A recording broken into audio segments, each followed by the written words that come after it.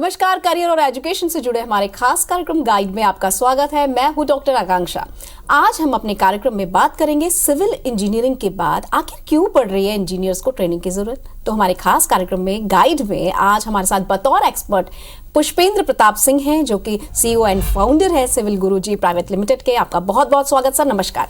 नमस्कार जी सर, सबसे पहले तो ये जानना है हमें आपसे कि सिविल गुरुजी प्राइवेट लिमिटेड के संस्थापक बनने की कहानी ये कैसे आपके दिमाग में आई? मैं 2013 का पास आउट हूँ। छत्तीसगढ़ से मैंने इंजीनियरिंग कंप्लीट किया और 2013 से 2018 तक जॉब किया। जी 2018 में जब मैं अपनी कंपनी के लिए इंटरव्यू ले रहा था तो उस समय ये आइडेंटिफाई हुआ कि मेला तो लगा इंजीनियर्स का, लेकिन वहाँ पे कोई भी इंजीनियर्स वो टेक्निकली स्किल नहीं मिल रहा है जिस तरीके से कंपनी को चाहिए। कंपनी पेमेंट देने के लिए रेडी है, लेकिन वो क्वालिफाइड इंजीनियर्स आइडेंटिफाई नहीं हो रहा था। उसके बाद से छत्तीसगढ़ के लगभग सारे कॉलेजेस मैंने सर्वे किया और ये आइडेंटिफाई हुआ कि कॉलेज से इंजीनियर पास आउट हो रहा है, उसके बाद कॉलेज कभी उनको कॉल नहीं करता कि बेटा तुमको क्या करना है, आगे कहाँ क्या कर रहे हो, आगे कैसे बढ़ोगे। तो इस गैप को फुलफिल करने के लिए मैंने अपनी जॉब रिजाइन की 1 फरवरी 2018 को और 3-4 महीने कंप्लीट और सर्वे किया और 7 जून 2018 से सिविल गुरुजी स्टार्ट हुआ। तब से लेके आज तक सिविल इंजीनियर्स को उनकी राह दिखा रहे हैं कि कैसे जल्दी से जल्दी वो अपने करियर में आगे बढ़ के ग्रो कर सकते हैं। जी बिल्कुल, यानी हम समझ सकते हैं कि एक इंजीनियर ने दूसरे इंजीनियर का दर्द समझा, डिसाइड किया कि अब उन्हें एक सही दिशा मिलनी चाहिए। वैसे आपके हिसाब से सिविल इंजीनियरिंग जो शिक्षा प्रणाली है उसमें क्या कमियां आपको लगती है? क्या व्यावहारिक प्रशिक्षण वास्तव में नहीं मिल पाता है बच्चों को? प्रैक्टिकल ट्रेनिंग की बात तो जैसे जो एजुकेशन सिस्टम बोलते हैं हम, उसमें एजुकेशन तो है, सिस्टम पे एरर है। मतलब कि कॉलेजेस में एजुकेशन हर एक बारीकी में बताया जा रहा है, लेकिन मुद्दा यह है कि जो सिस्टम बोलते हैं कि कॉलेज में पहला सिस्टम ट्रेनर रखने का, तो ट्रेनर एमटेक होल्डर होना चाहिए, ये उनका एक सिस्टम है। लेकिन वो एमटेक होल्डर इंडस्ट्री एक्सपर्ट होना चाहिए, ये सिस्टम पे एरर है कि जब तक मेरे को गोवा में घूम के नहीं आऊँगा तब तक मैं गोवा के बारे में बताऊँगा कैसे। तो वैसे ही आज जितने कॉलेजेस हैं उन सब के प्रोफेसर्स जो हैं, मैक्सिमम प्रोफेसर्स, सब नहीं बोलूँगा, मैक्सिमम प्रोफेसर सिर्फ एमटेक होल्डर है, उनको इंडस्ट्री का नॉलेज नहीं। ये सिस्टम पे एरर है। दूसरा सिस्टम पे एरर है कि आज कॉलेजेस में बहुत सारी टेक्निकल स्किल है, उनके पास वोकेशनल ट्रेनिंग है, उनके पास इंडस्ट्रियल ट्रेनिंग है, साइट विजिट्स हैं, सॉफ्टवेयर की ट्रेनिंग है, लेकिन वो जस्ट एक पेपरबाजी हो रखा है कि बच्चे जाते हैं 200-500 रुपये दे के एक सर्टिफिकेट बनवाते हैं, कॉलेज में आके सबमिट कर देते हैं, कॉलेज को अप्रूवल भी देता है। तो ये सिस्टम एरर है हमारे एजुकेशन का कि उस सिस्टम एरर को सॉल्व करने के लिए बहुत सारी प्रैक्टिकल स्किल्स की जरूरत है आज एक सिविल इंजीनियर्स को, जो कि बहुत अलग अलग तरीके से उनको प्रोवाइड किया जा रहा है। बिल्कुल, और निश्चित रूप से जो प्रैक्टिकल फील्ड से जुड़े होते हैं उसमें तो हमको बहुत ज्यादा जरूरत होती है सिस्टम को समझने की, और सिस्टम के सपोर्ट की भी बहुत ज्यादा जरूरत होती है। वैसे भारत में जब हम जॉब मार्केट की बात करते हैं तो जॉब मार्केट के अनुसार सिविल इंजीनियरिंग को मतलब किस तरह से कुशलता की आवश्यकता होती है, क्या क्वालिटीज उनमें होनी चाहिए? जॉब मार्केट को पहले दो समझते हैं कि जॉब क्या है। बहुत सारी कंस्ट्रक्शन कंपनी है और हर कंस्ट्रक्शन कंपनी के अपने हिसाब से जॉब स्किल है कि उनको एक एंट्री लेवल पे इंजीनियर चाहिए, उनको मिड लेवल पे इंजीनियर चाहिए, या उनको सीनियर लेवल पे इंजीनियर चाहिए। और जिस लेवल पे इंजीनियर चाहिए उसके जॉब, जिसको हम जॉब डिस्क्रिप्शन बोलते हैं, जेडी, कि हर एक जॉब का अलग डिस्क्रिप्शन है और उस डिस्क्रिप्शन के हिसाब से आज इंजीनियर्स को ट्रेनिंग लेने का कोई ऑप्शन नहीं है। फॉर एन एग्जाम्पल कि जैसे कि हम सबसे फेमस कंपनी की बात करें L&T। अब L&T बहुत सारे कोर जोन में काम करती है, बिल्डिंग भी बनाती है, रोड भी बनाती है, ब्रिजेस भी बना रही है, डैम भी बना रही है, इंफ्रास्ट्रक्चर बिल्ड कर रहे हैं। तो हर एक एंट्री लेवल जॉब पोस्ट का टेक्निकल स्किल अलग है। तो इसलिए ये सिंगल लाइन पे क्लियर कर पाना थोड़ा मुश्किल है, लेकिन जो बेसिक जो स्किल चाहिए वो एक लैंग्वेज, जैसे आज मैं हिंदी बोल पा रहा हूँ, तो वैसे ही इंजीनियर्स के लिए एक लैंग्वेज है, वो है ड्राइंग का लैंग्वेज। यदि वो ड्राइंग का लैंग्वेज समझ पाए तो वो हर एंट्री लेवल जॉब के लिए फिट हो जाते हैं। उस ड्राइंग के लैंग्वेज से वो क्वांटिटी टेक ऑफ सीख पाए, एक बेसिक स्किल है क्वांटिटी टेक ऑफ निकालना, कि इस बिल्डिंग पे कितना मटेरियल लगेगा, कितना स्टील लगना है, कितना कंक्रीट लगना है, उस पूरे बिल्डिंग का बजट निकाल पाना, ये उनका बेसिक स्किल है जो आना चाहिए उनको एक एंट्री लेवल जॉब के लिए। और इसी के साथ बात करें तो जिस तरीके से हम अभी बात कर रहे हैं कि मैं अपनी चीजों को समझा पा रहा हूँ, कम्युनिकेशन स्किल बहुत प्राइम टेक्निकल स्किल है ये, कि एक इंजीनियर्स को अपनी बातें समझाना आना चाहिए, जिससे कि वो हर एक इंटरव्यू में सेलेक्ट हो सके और ग्रो कर सके अपने साइट पे लोगों को समझा के। तो ये बेसिक टेक्निकल स्किल है जो आज इस इंडस्ट्री में अलग अलग जॉब पोस्ट के हिसाब से रिक्वायर्ड है। जी कई बार ऐसा होता है ना सर, जब हम कॉलेज में जाते हैं ना तो बहुत सारी ड्रीम्स होती है, हमें लगता है बस कॉलेज में अगर हमने एडमिशन लिया है तो कॉलेज हमें सब कुछ सिखा देगा। ठीक है, तो क्या कॉलेजों के पाठ्यक्रम में ये कौशल शामिल नहीं है? अगर नहीं है तो आप इसे कैसे मदद करते हैं? जैसे मैंने पहले भी अपने बात में कहा कि कॉलेज के पाठ्यक्रम में शामिल है, लेकिन जो प्रोफेसर हैं वो उनको ना वन नाइट फाइट बोलते हैं। आज इंजीनियर्स कहते हैं कि हम वन नाइट फाइट इंजीनियर है, मतलब कल एग्जाम है तो आज पढ़े और वो पेपर इंजीनियर तो बन गए, लेकिन वो जो 6 महीना वो जो पाठ्यक्रम पे लिखा है, जो उनके सिलेबस में है, वो एक्चुअल में इंडस्ट्री कैसे फिट बनता है, वो इंडस्ट्री में कैसे अप्लाई होता है, वो क्यों जरूरत है सीखना, इसकी बातें नहीं होती। जैसे कि मैं आज तक जापान नहीं गया हूं, मैंने सुना है, और यदि कोई मेरे को बोले कि जापान में यार बिल्डिंग अच्छी है, इंफ्रास्ट्रक्चर अच्छा है, तो मेरे को समझने में दिक्कत होगा। लेकिन यदि कोई मुझको विजुअलाइज करवा दे, चाहे वो सिमुलेशंस में हो, 3D इमेजेस में हो, इमेजेस में ही क्यों ना हो, तो वहां से बहुत ही आसानी से इंजीनियर्स को विजुअलाइज हो सकता है और वो समझ पाता है। तो ये जो पढ़ाने का तरीका है ना जी, कि जब तक मैंने गोवा देखा ही नहीं तब तक मुझे गोवा के कितने भी गुणगान गाओ मेरे को कोई मतलब नहीं उससे। बच्चा आज विजुअलाइज नहीं कर पाता, उसके लिए एग्जाम पास करने तक की एजुकेशन रह गया कॉलेजेस में जी। और जो इसको सॉल्व करने का तरीका है वो हमने कैसे अडॉप्ट किया कि हम आज इंजीनियर्स को यदि एक्सकवेशन की बात करते हैं, गड्ढा की बात कर रहे हैं, तो हम उसको साइड ले जाके गड्ढे दिखाते हैं कि देखिए गड्ढा है, कैसे एक्सकवेट होता है, किस किस तरीके से एक्सकवेट कर सकता है, इसको मेजरमेंट कैसे किया जाता है, क्या इसकी स्पेसिफिकेशंस हैं, कुछ कोड्स हैं बिल्डिंग के अपने कंस्ट्रक्शन इंडस्ट्री में, IS कोड्स हो गए, CPWD के स्पेसिफिकेशंस हो गए, BIS के कोड्स हैं। तो ये इस कोड्स के बारे में हम अपने इंजीनियर्स को बता रहे हैं, ऑन साइट ले जाके विजुअलाइज करना बहुत जरूरी है। जब एक बार आदमी के इमेज में, ब्रेन में इमेज बन जाता है तो भूलता नहीं है जी। तो इस कल्चर को हमने अडॉप्ट किया और लोगों को प्रैक्टिकली सिखा रहे हैं, थियोरेटिकली नहीं, हर एक चीज विजुअलाइज करवा के। जी बिल्कुल, और ये बहुत ज्यादा जरूरी है। जब आप प्रैक्टिकल फील्ड में जाते हैं, विजुअलाइजेशन आप करते हैं, तो आपका जो कॉन्सेप्ट है वो और ज्यादा क्लियर हो जाता है। वैसे जब हम कौशल आधारित प्रशिक्षण की बात करते हैं सर, तो पारंपरिक शैक्षणिक शिक्षा जो है वो कितनी इंपॉर्टेंट है? इंपॉर्टेंस मीन्स यदि मेरे को गाड़ी चलाना है हाँ। तो मैं गाड़ी चला के सीखूंगा, मैं चौक चौराहा में बैठ के गाड़ी चलाना नहीं सीख सकता। बिल्कुल, मैं कितनी भी ट्रैफिक देख लूं, मैं को गाड़ी चलाने नहीं आएगी जी। अब रही बात, एक बार मुझे गाड़ी चलाना कोई सिखा दे, चाहे वो ग्राउंड में ही क्यों ना हो, तो मैं हर जगह गाड़ी चलाने के लिए धीरे धीरे कैपेबल बन जाऊंगा। मैं यदि उसको ट्रायल करते रहूंगा तो कि मैं हाईवे में गाड़ी चलाया, मैंने स्पीड गाड़ी चलाया, कुछ लोग व्हीली भी मारना चालू कर देते हैं, वो उनकी प्रैक्टिस पे डिपेंड करता है। इसलिए प्रैक्टिकल ट्रेनिंग जो है उसका मुद्दा बहुत क्लियर है कि जब तक इंजीनियर साइट पे खड़े होके धूप में अपना कलर को काला नहीं करवाएगा तब तक उसको टेक्निकल स्किल का, जो प्रैक्टिकल स्किल है उसका अवेयरनेस नहीं आएगा। इसीलिए सिविल गुरुजी क्या कर रहा है कि आज इंजीनियर्स को क्लासरूम तो लेक्चर दे ही रहा है, क्योंकि कैलकुलेशन सॉफ्टवेयर आप क्लासरूम में सिखा सकते हो, लेकिन जहां बात आता है प्रैक्टिकल एग्जीक्यूशन का तो उनको साइट ले जाते हैं, ट्रेनर उनके साइड जाता है और पूरा एक ओपन ग्राउंड दे देते हैं कि ये लो चलो लेआउट करो, चलो आओ बिल्डिंग पे, ये बिल्डिंग बन गया, इसकी क्या क्या चेकलिस्ट है, इनकी क्या क्या कमियां है और उसको सॉल्व कैसे करते हैं, वो सब उनको ऑन साइट दिखाया जाता है। इसलिए प्रैक्टिकल ट्रेनिंग जरूरी है कि स्विमिंग करना है तो तालाब में कूदना पड़ेगा, सिविल इंजीनियरिंग सीखना है तो साइट पे खड़ा होना पड़ेगा। बिल्कुल। और सर जब हम बात कर रहे हैं सिविल इंजीनियरिंग की, तो जब बच्चा सिविल इंजीनियरिंग की पढ़ाई कर रहा है, ऑलरेडी उसके पास एक पाठ्यक्रम बना है जो सुनिश्चित है, उस पाठ्यक्रम को उसने पढ़ लिया है, लेकिन फिर आप अपने इंस्टीट्यूट में भी उसे रन कर रहे हैं, तो आपके पाठ्यक्रम की क्या विशेषता है जो सिविल इंजीनियरिंग को उद्योग के लिए तैयार करता है? एग्जाम्पल दूंगा मैम इसका कि जैसे रिसेंटली भी मेरे बच्चे का तबीयत खराब था तो उसको टॉन्सिल हो गया, तो मेरे को पता है कि कौन सा डॉक्टर गले का डॉक्टर है, मैं उसको हड्डी के डॉक्टर के पास नहीं ले जाऊंगा। सेम वैसे ही आज जो कॉलेजेस की जो एजुकेशन सिस्टम है जी, एजुकेशन तो है, सिस्टम में क्या एरर है कि एमटेक होल्डर बहुत सारे लेक्चर की ट्रेनिंग प्रोवाइड कर रहा है, लेकिन क्या वो उसका रियल एक्सपर्ट है? तो जो सिविल गुरुजी है, सिविल गुरुजी क्या कर रहा है, यदि इंजीनियर को बिल्डिंग पढ़ना है तो जो बिल्डिंग में एक्सपर्ट है, जैसे कि मैं बिल्डिंग में एक्सपर्ट हूं तो मैं बिल्डिंग सिखाता हूं, मेरे को रोड नहीं आता तो मैं रोड नहीं सिखाता। रोड के लिए हमारे फजलुर रहमान जी हैं, वो फजलुर रहमान रोड की ट्रेनिंग प्रोवाइड कर रहे हैं। BIM सिखाना है तो जो BIM प्रोजेक्ट्स में एक्सपर्ट ट्रेनर है उसको हमने ऑन बोर्ड कर लिया, वो BIM सिखा रहा है। ब्रिजेस सिखाना है तो ब्रिजेस का एक्सपर्ट ट्रेनर है। तो जो हमारे और कॉलेज के एजुकेशन सिस्टम पे डिफरेंस है वो यही, जिसको आता है उसी से पूछो, वो आपको सही रास्ते तक पहुंचा देगा।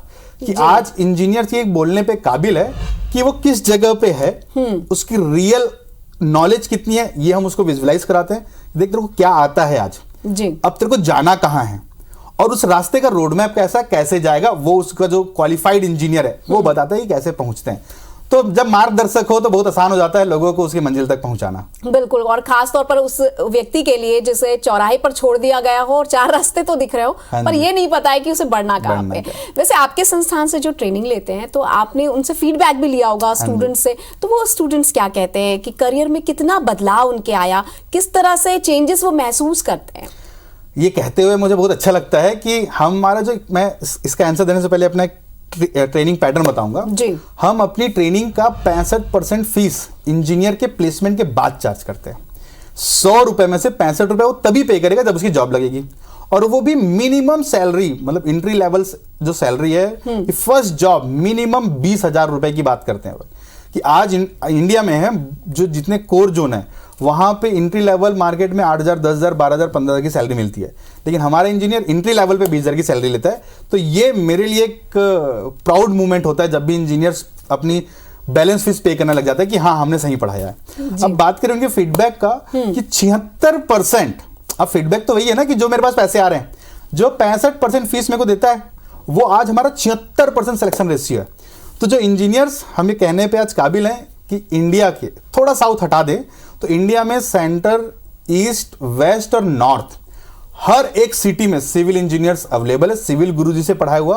और इंडिया के जितनी टॉप मोस्ट कंस्ट्रक्शन कंपनी के बारे में हम जानते हैं लगभग सब में सिविल इंजीनियर आज सिविल गुरु से पढ़ाया हुआ अवेलेबल है। साथ ही साथ करीब 12 से 15% सिविल इंजीनियर जो हमारे पास आते हैं वो जॉब करने नहीं आते, वो अपना बिजनेस स्टार्ट करने आते हैं। तो आज वो सक्सेसफुली अपना बिजनेस रन कर रहे हैं। एक इंजीनियर है मैम जो बिहार से है और उसने बिहार के 13-14 डिस्ट्रिक्ट में अपनी फ्रेंचाइजी एक्सपांड कर रखा है। एक पुणे से है, उसने अपनी फ्रेंचाइजी एक्सपांड कर रखा है। मतलब उनकी कंसल्टेंसी, उनकी बिजनेस ग्रोथ, उनका बिजनेस एग्जीक्यूशन पे भी हम सपोर्ट करते हैं। उनके पास पैसा आ रहा है, यही हमारा मेन फीडबैक है कि जो उद्देश्य लेके हमारे पास आया था और वो उसको फुलफिल कर पा रहा है। जी बिल्कुल, और एक शिक्षक के लिए सबसे बड़ा जो मोटिवेशन होता है ना वो स्टूडेंट की सफलता होती है। निश्चित रूप से जब स्टूडेंट सक्सेस हो जाते हैं, सक्सेसफुल रास्ते पे आगे बढ़ जाते हैं तो कहीं ना कहीं टीचर भी अपने आप को सक्सेस तो मान ही लेता है। वैसे 15 सितंबर को इंजीनियर्स डे भी आने वाला है, तो क्या आपको लगता है कि भारत में इंजीनियरों के लिए जो प्रशिक्षण के अवसर हैं क्या वो पर्याप्त हैं? कहना नहीं चाहिए मुझे, लेकिन ये पर्याप्त नहीं है। यदि पर्याप्त होते तो सिविल गुरुजी का आविष्कार नहीं होता। पर्याप्त होते तो मैं कहीं जॉब कर रहा होता और सभी इंजीनियर्स अपने करियर में ग्रो कर रहे होते। मैं आपको एक डेटा बताता हूं कि हर साल AICTE की रिपोर्ट के अनुसार 4 लाख सिविल इंजीनियर इनरोल होते हैं कॉलेजेस में, और हर साल 2.5 लाख ही पास होते हैं। 1.5 लाख तो रास्ते में ही अपना दम तोड़ ले रहे हैं। और उस 2.5 लाख सिविल इंजीनियर्स में से सिर्फ आज जो मास्टर डिग्री का रेशियो है वो है सिर्फ 18%। सिर्फ 18% लोग कुछ और पढ़ने की बात सोचते हैं।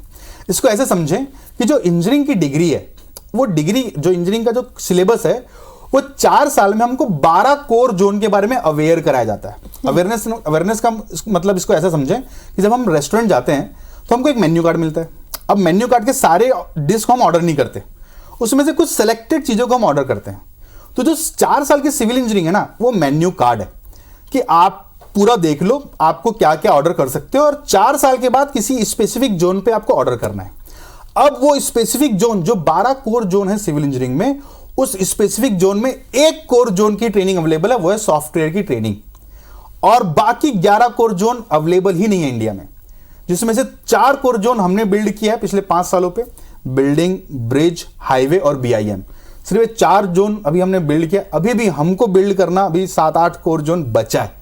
तो इंडिया में बहुत सारी ट्रेनिंग इंस्टीट्यूट की जरूरत है जो 2.5 लाख सिविलियंस को ट्रेनिंग प्रोवाइड कर सके हर साल। मतलब मैं अपनी कैपेसिटी बताऊं तो हमने 1,60,000 इंजीनियर को ट्रेनिंग प्रोवाइड किया है पिछले 5 सालों पे, जो कि नंबर बहुत कम है। और जो इंजीनियर आज पास आउट हो रहा है वो पेपर इंजीनियर है, उसको रियल सिविल इंजीनियर बनाने के लिए बहुत सारी अपॉर्चुनिटी अवेलेबल है इंडिया में, कि जहां ट्रेनिंग इंस्टीट्यूट ओपन होके इस जो गैप है इंडस्ट्री और कॉलेज के उसको फुलफिल कर सकता है। तो इसके लिए हमने एक रास्ता भी निकाला है। जैसे मैंने बताया कि अभी एक ऑटोकैड टाइप के जो ट्रेनिंग इंस्टीट्यूट है वो 1000 से ज्यादा है हमारे इंडिया में। उन हर 1000 जितने ऑटोकैड ट्रेनिंग इंस्टीट्यूट है उनको हम इंपावर कर रहे हैं अपने ट्रेनिंग मॉड्यूल से, उनको हम अपनी ट्रेनिंग सर्विसेज दे रहे हैं। इन टर्म्स ऑफ फ्रेंचाइजी कर सकते हैं कि हम उनको, जो तुम सॉफ्टवेयर तो पढ़ा ही रहे हो, साथ ही साथ ये लो भैया प्रैक्टिकल वाला भी पकड़ो, हमारा ट्रेनर आ जाएगा तुम्हारे यहाँ, तुम बच्चे तुम्हारे पास हैं, चलो इनको प्रैक्टिकली स्किल्ड बनाते हैं। तो उन प्रैक्टिकली स्किल इंजीनियर्स बनाने के लिए हम ये पूरे 1000 ट्रेनिंग इंस्टीट्यूट के साथ टाई अप कर रहे हैं कि बहुत जल्द आपको सुनने मिलेगा कि सिविल इंजीनियर्स जो हैं अब किसी का घर गिरेगा नहीं, किसी का घर लीकेज नहीं करेगा, कोई भी रोड डैमेज नहीं होगी। नितिन गडकरी जी बहुत अच्छा काम कर रहे हैं इसमें। तो हम हमारे साथ हमारे जितने सिविल इंजीनियर्स हैं इसको पूरा एम्पावर कर रहे हैं, इस कंस्ट्रक्शन इंडस्ट्री को, कि जितने भी गैप हैं इस एजुकेशन सिस्टम पे उसको हम फुलफिल करने का प्रयास कर रहे हैं। बिल्कुल। और एक ब्रिज जो होती है ना सर, उसका मजबूत होना बहुत जरूरी है, क्योंकि वो एक जगह से दूसरी जगह पहुंचाने का काम करती है, और आप एक बहुत अच्छा काम कर रहे हैं। वैसे बहुत सारे प्रश्न और भी मन में हैं जो अभी आपसे जानने हैं कि क्यों इंजीनियरिंग के बाद भी सिविल इंजीनियर्स को प्रैक्टिकल के लिए जरूरत पड़ती है कोचिंग्स की या मार्गदर्शन की। तो सर अब ना आपसे अगला सवाल ये होगा मेरा कि क्या आप सरकार और अन्य शैक्षणिक संस्थानों के साथ मिलकर या उनके सहयोग करने का कुछ सोच रहे हैं? ऐसा कुछ मन में विचार आया क्या आपके? हम कर ही रहे हैं मैम, कि अभी तक करीब 130 से ज़्यादा कॉलेजेस से हमारी टाई अप है। और जैसे कि मैंने बताया कि 6000 इंजीनियरिंग कॉलेजेस हैं इंडिया में, तो 6000 इंजीनियरिंग कॉलेजेस तक हमको पहुंचना है। एक रोड मैप है, हम 3-4 साल तक पहुंचेंगे ही जरूर। अभी तक 130 कॉलेज से टाई अप कर लिए हैं, और साथ ही हम गवर्नमेंट से भी बात कर रहे हैं कि आप इस स्किल्स को कंपलसरी करो अपनी यूनिवर्सिटी में, कि जो भी इंजीनियर पास आउट हो, जैसे कि आज डॉक्टर 5 साल की डिग्री के बाद उसको 2 साल का इंटर्नशिप करना पड़ता है, मजबूरी है। सीए को करना पड़ता है, उसकी मजबूरी है। जब तक वो करेगा नहीं 2 साल 1 साल का इंटर्नशिप, तब तक उसको सर्टिफिकेट नहीं मिलता, डिग्री नहीं मिलती। सिविल इंजीनियरिंग में ये नहीं है। 4 साल पढ़ लिए, आपने एग्जाम दे दिया, पास हो गए, आपको डिग्री मिल जाएगी। लेकिन जो कल्चर बिल्ड करना है वो कल्चर हमेशा 0 लेवल से स्टार्ट होता है। तो हम यूनिवर्सिटी से साथ टाई अप कर रहे हैं कि आप अपने कॉलेजेस के इंजीनियर्स को ये कंपलसरी करो कि आपको वोकेशनल ट्रेनिंग में जाना है, जो कि सिर्फ आज पेपर तक रह गया है। और कंपलसरी करके चेक कैसे करो, क्योंकि यहाँ बहुत बड़ा फेलियर है चेक करने का, कि आपको 2.5-3 लाख सिविल इंजीनियर्स को हर साल चेक करना है। तो इसके लिए टेक्नोलॉजी की बहुत जरूरत है। इस इंजीनियर साइट पे गया कि नहीं इंटर्नशिप के लिए, उसने वहाँ रिपोर्ट जनरेट किया कि नहीं, उसके सीनियर ने वहाँ फीडबैक दिया कि नहीं, ये पूरा प्रोसेस हम बिल्ड करके दे रहे हैं पूरे कॉलेजेस को हम पूरा सॉफ्टवेयर बिल्ड करके दे रहे हैं कि आप अपने इंजीनियर्स को ट्रैक करो, उनकी प्रोग्रेस को ट्रैक करो। साथ ही गवर्नमेंट से डील करना थोड़ा हमको तकलीफ आ रहा है। मैं आपके चैनल के माध्यम से बताना चाहूँगा, यदि कोई भी एजेंसी या कोई भी पर्सनालिटी जो ये वीडियो देख रहा हो और वो कर सकता है हाँ सिविल गुरुजी का सपोर्ट सिविल इंजीनियरिंग कम्युनिटी को बिल्ड करने के लिए, तो जरूर आप हमारा साथ दीजिए। और क्योंकि उनके सपोर्ट से ना हम यूनिवर्सिटीज़ को थोड़ा स्ट्रिक्ट कर सकते हैं कि आपको सिर्फ पेपर तक इंजीनियर्स को नहीं रखना है, आपको पूरा उनका डेटा चेक करना है, उनका रिपोर्ट चेक करना है, जिससे कि वो इस इंडस्ट्री में जो सबमिट कर रहे हैं वो वैलिड हो, तभी उनको डिग्री मिले। क्योंकि लोग 4 लाख 5 लाख रुपए खर्चा करके डिग्री कर रहे हैं, और आज 4 साल के बाद वो कहीं के नहीं रहते। वो जब उनको कहीं का बनाना है तो उसके लिए स्ट्रिक्ट होना बहुत जरूरी है। जब तक वो चाबुक नहीं पड़ता ना, तब तक इंसान काम नहीं करता। तो चाबुक मारने के लिए हम ट्राई कर रहे हैं, कॉलेजेस और यूनिवर्सिटी के साथ टाई अप कर रहे हैं जी, बिल्कुल, लगातार कर रहे हैं। बिल्कुल, और ये बहुत जरूरी भी है। हमारा थोड़ा सा जो जागरूक होना है ना, वो आने वाले भविष्य के लिए बहुत अच्छा हो जाएगा। और सर हमने देखा है कि बहुत सारे इंजीनियर्स इंजीनियरिंग में दखल तो ले लेते हैं, दाखिला लेने के बाद बहुत सारे लोग ग्रेजुएशन भी कंप्लीट कर लेते हैं, लेकिन वो उसे कंटिन्यू नहीं करते, जॉब के लिए वो जाते हैं दूसरी तरफ, या फिर वो चेंज कर देते हैं अपना प्लेटफॉर्म। इसका क्या कारण है? इसका मेन कारण है madam money. Entry level salary अच्छी नहीं है इस इंडस्ट्री की। उसके पीछे का रीजन भी है कि जैसे कि मेरे पास एक कार है, मान लेते हो कार का रेट है 5 लाख रुपए, तो मैं किसी भी ऐसे नौसिखिए ड्राइवर को चलाने नहीं दूंगा वो कार जो कि सिर्फ 5 लाख रुपए का है, जिस पे मुझे भरोसा नहीं है। या मैं अपने छोटे भाई को या अपने किसी फ्रेंड को तब तक नहीं दूंगा जब तक मुझे फुल्ली कॉन्फिडेंस नहीं है कि वो बच्चा या वो पर्सनालिटी मेरी गाड़ी चला सकता है। सेम यही कहानी कि आज जो कॉलेज से इंजीनियर पास आउट होता है वो कंस्ट्रक्शन कंपनी को ये भरोसा नहीं दिला पा रहा है कि वो उसके करोड़ों के प्रोजेक्ट को हैंडल कर सकता है।